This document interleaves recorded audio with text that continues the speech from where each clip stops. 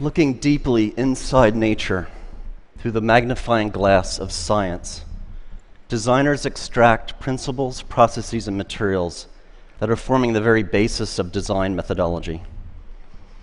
From synthetic constructs that resemble biological materials to computational methods that emulate neural processes, nature is driving design. Design is also driving nature. In realms of genetics, regenerative medicine, and synthetic biology, designers are growing novel technologies not foreseen or anticipated by nature. Bionics explores the interplay between biology and design. As you can see, my legs are bionic. Today, I will tell human stories of bionic integration, how electromechanics attached to the body and implanted inside the body are beginning to bridge the gap between disability and ability, between human limitation and human potential. Bionics has defined my physicality. In 1982, both of my legs were amputated due to tissue damage from frostbite incurred during a mountain climbing accident. At that time, I didn't view my body as broken. I reasoned that a human being can never be broken. Technology is broken. Technology is inadequate. This simple but powerful idea was a call to arms to advance technology for the elimination of my own disability and ultimately to the disability of others. I began by developing specialized limbs that allowed me to return to the vertical world of rock and ice climbing. I quickly realized that the artificial part of my body is malleable, able to take on any form, any function, a blank slate for which to create perhaps structures that could extend beyond biological capability. I made my height adjustable. I could be as short as 5 feet or as tall as I'd like. So when I was feeling badly about myself, insecure, I would jack my height up. But when I was feeling confident and suave, I would knock my height down a notch just to give the competition a chance.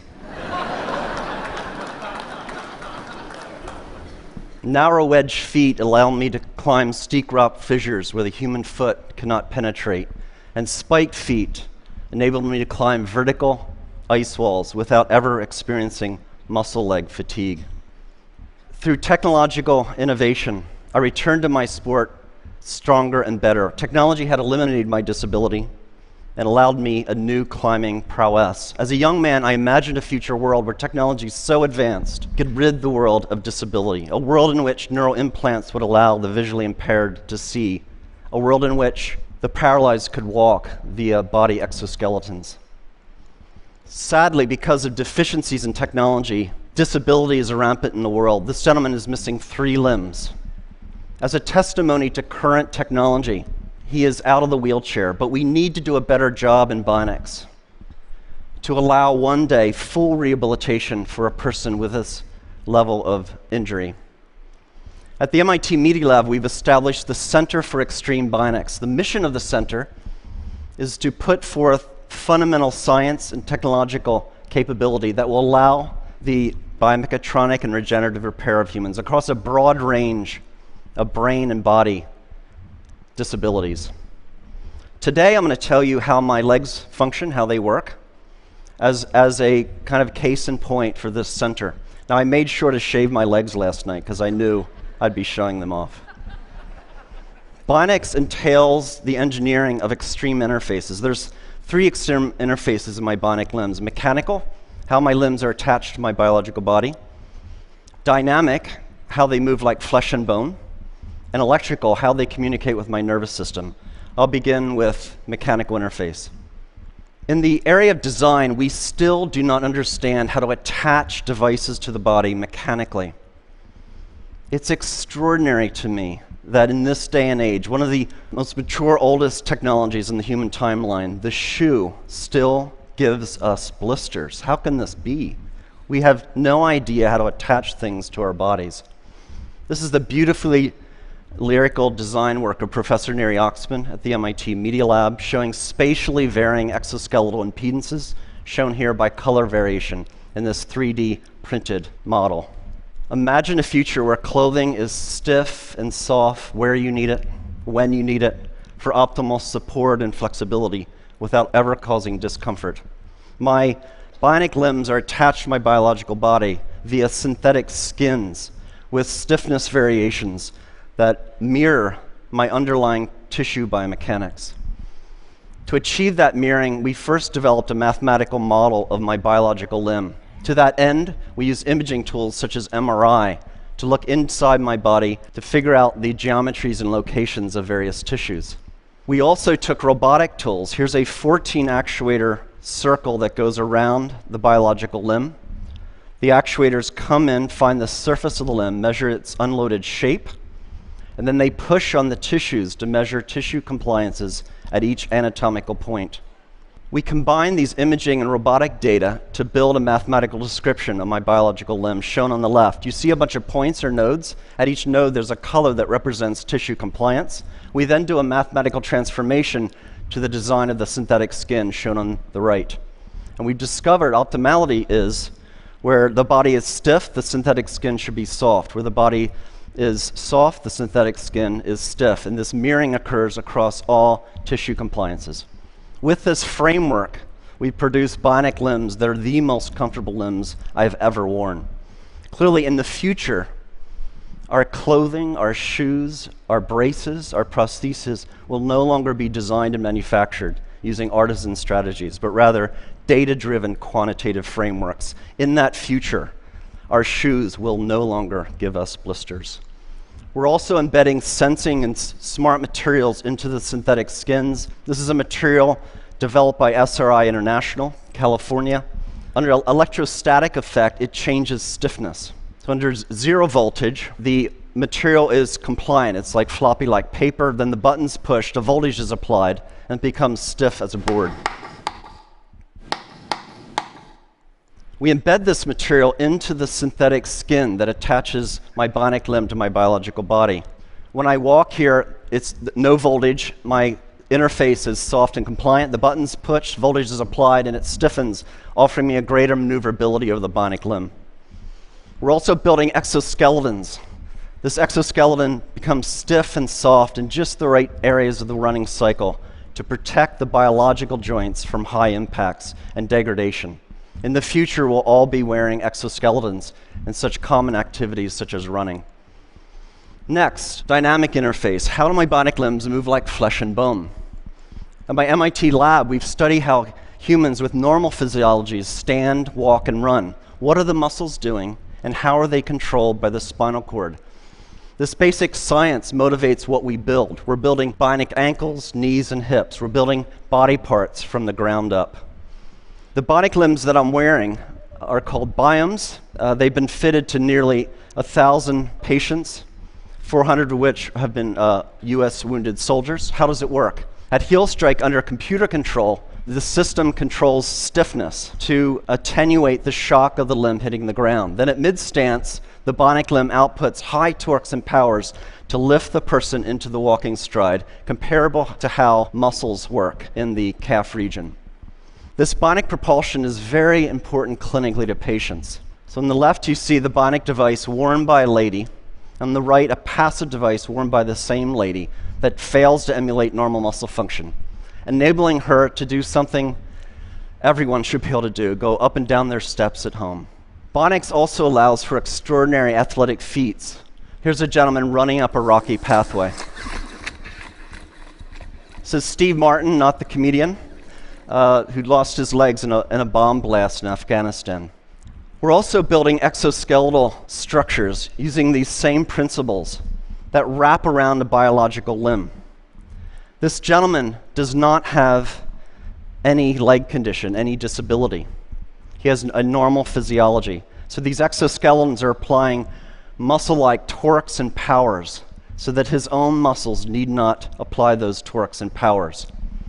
This is the first exoskeleton in history that actually augments human walking. It significantly reduces metabolic cost. It's so profound in its augmentation that when a normal, healthy person wears the device for 40 minutes and then takes it off, their own biological legs feel ridiculously heavy and awkward. We're beginning the age in which machines attached to our bodies will make us stronger and faster and more efficient. Moving on to electrical interface, how do my bionic limbs communicate with my nervous system? Across my residual limb are electrodes that measure the electrical pulse of my muscles. That's communicated to the bionic limb. So when I think about moving my phantom limb, the robot tracks those movement desires. This diagram shows fundamentally how the bionic limb is controlled. So we model the missing biological limb, and we've discovered what reflexes occurred, how the reflexes of the spinal cord are controlling the muscles. And that capability is embedded in the chips of the bionic limb. What we've done then is we modulate the sensitivity of the reflex, the modeled spinal reflex, with the neural signal. So when I relax my muscles in my residual limb, I get very little torque and power. But the more I fire my muscles, the more torque I get, and I can even run. And that was the first demonstration of a running gait under neural command. Feels great.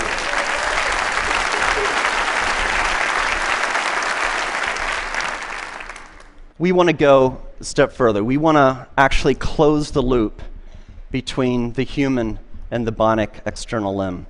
We're doing experiments where we're growing nerves, transected nerves, through channels or microchannel arrays. On the other side of the channel, the nerve then attaches to cells, skin cells and muscle cells. In the channels of motor channels, we can sense how the person wishes to move. That can be sent out wirelessly to the bionic limb. And then sensors on the bionic limb can be converted to stimulations in adjacent channels, sensory channels. So when this is fully developed and for human use, persons like myself will not only have synthetic limbs that move like flesh and bone, but actually feel like flesh and bone. This video shows Lisa Millette shortly after being fitted with 2 bionic limbs. Indeed, bionics is making a profound difference in people's lives. Oh my God.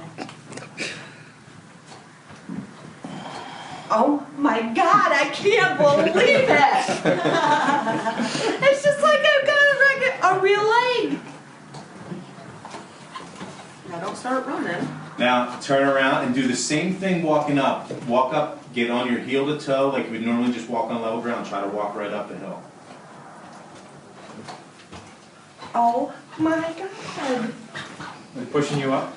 Yes, I'm not even, I can't even describe it. It's pushing you right up. Next week, I'm visiting the centers. Thank you. Thank you. Thank you. Next week, I'm visiting the Center for Medicare and Medicaid Services, and I'm going to try to convince CMS to grant appropriate code language and pricing so this technology can be made available to the patients that need it. Thank you. It's not well appreciated, but over half of the world's population suffers from some form of cognitive, emotional, sensory, or motor condition. And because of poor technology, too often conditions result in disability and a poorer quality of life.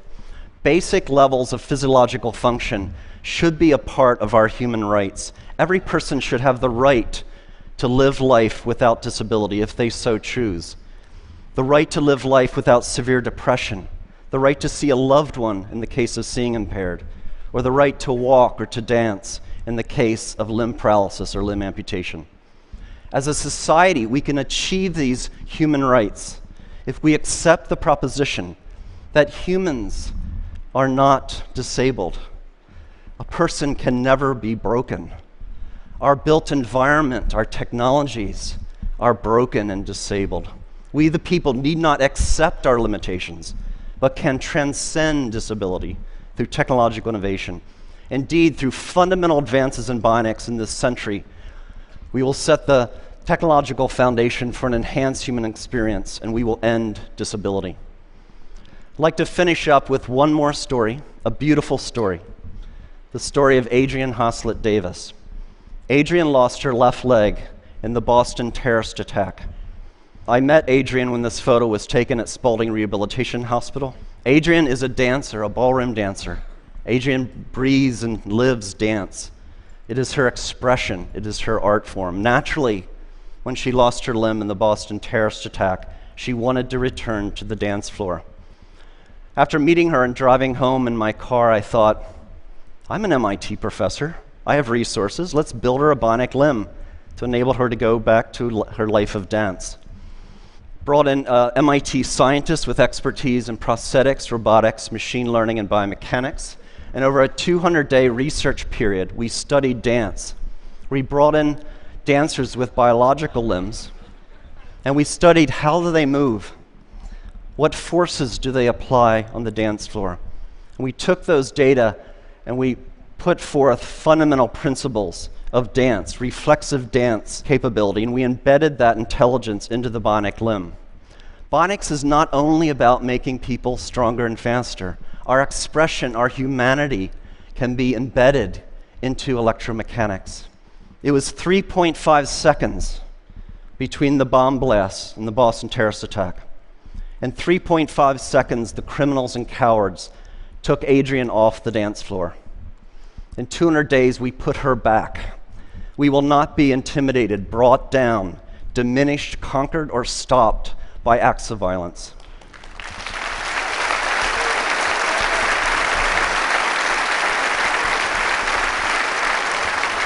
Ladies and gentlemen, please allow me to introduce Adrian Hoslett Davis, her first performance since the attack. She's dancing with Christian Leitner.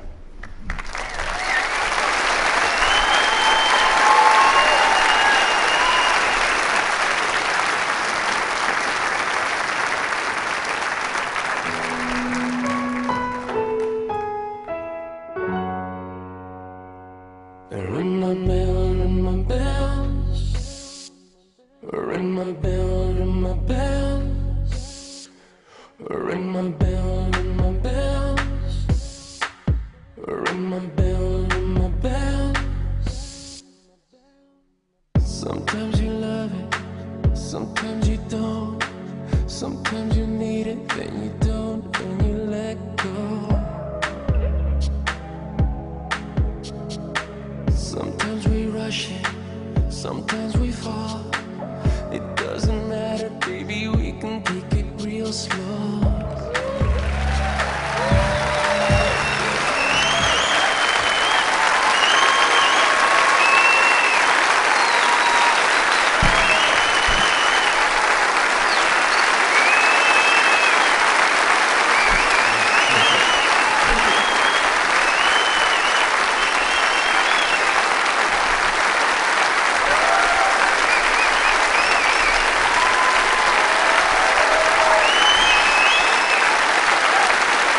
Ladies and gentlemen, members of the research team, Elliot Rouse and Nathan Bertarzi. Elliot and Nathan.